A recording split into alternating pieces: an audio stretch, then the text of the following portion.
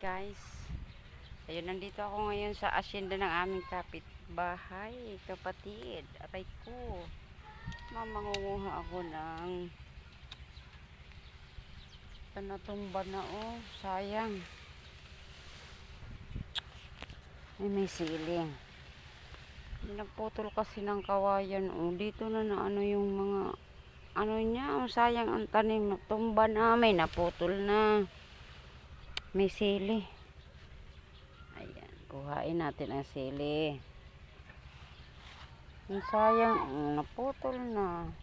Ay, Diyos ko. Ay, may lamok pa. Manguha tayo ng sili. Walang bunga ang talongs. Hindi na naasikaso ng kapatid ko kay hindi pa sila nakakalabas dun sa ospital.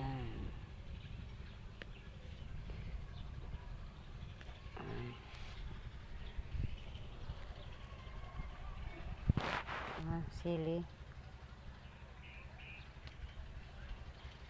Kuha ko ng patula, guys. Ito yung patula. May dala-dala